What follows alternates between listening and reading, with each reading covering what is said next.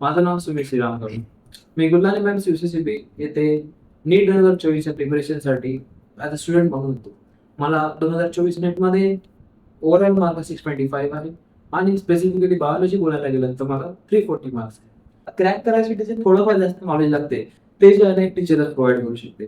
कारण आपण इतके एक्सपिरियन्स देणार, टीचरला सगळं माहिती असतं, टीचर एक्सपिरियन्स असते. तर माझ्या जीवनात हे काम कोणी केलं? माझ्या जीवनात हे काम केलंय गुल्हाने मॅमनी. ठीक आहे. सुरुवातीला मागच्या वर्षी मला काय होतं ना 450 मार्क होते. ठीक. तर तेव्हा मी डिप्रेस झालो होतो. मी का माझं सिलेक्शन नाही झालं? मी कुठं कमी पडलो? ओव्हर कॉन्फिडन्स चढला मला. आता कसं करावं? ठीक. मग आता मला विचार आला, की आपण पुन्हा सुरू करू. पुन्हापासून नव्याने सुरू करू. 0 पासून स्टार्ट करू. मग मला UCCBची ॲड दिसली होती. ठीक. मी तिथे जॉइन केली. आणि मग त्यानंतर काय झालं, की मॅमनी जे आमचं शिकवलं, आम्हाला जे मॉरल सपोर्ट दिला, आमचा जो कॉन्फिडन्स बूस्ट केला, ते अपरंपार होतं. मी त्यासाठी फॉरएव्हर ग्रेटफुल आहे मॅडम सर.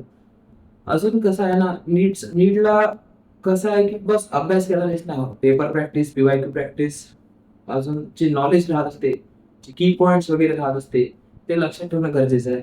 आता हे सगळं प्रोव्हाईड करणं टीचरचं काम आहे ऑफकोर्स.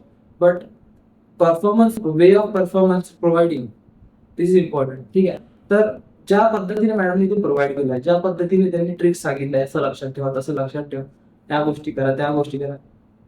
भाई खोटं नाही, मोर दॅन सफिशियंट. ठीक आहे.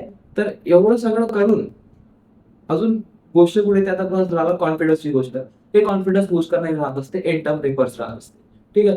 तर जेव्हा आमचा सिलेबस डिसेंबरमध्ये लगभग संपला होता, तर आमचा नोव्हेंबर पासून आमचे युनिट टेस्ट सुरू झाले होते. युनिट टेस्ट सुरू झाले, मग आता सेक्शनल टेस्ट सुरू झाले, नंतर फुल सिलेबस टेस्ट सुरू झाले होते. तर हा जे टेस्ट दिवशी होती आमची, तरी आमचा मॉरल सपोर्ट इतका भयानक बूस्ट झाला होता, की आम्हाला असं वाटायचं की आता नीट क्रॅक होते, यावर्षी सिलेक्शन पक्का. आणि thanks to UCCB and Buldhana NEET crack झाली आहे. आज मी MBBS मध्ये आहो. मला इकडे फार मजा येत आहे. लिटरली सांगत आहे, नवीन नवीन गोष्टी शिकायला भेटत आहे. खूप चांगलं वाटत आहे. धन्यवाद.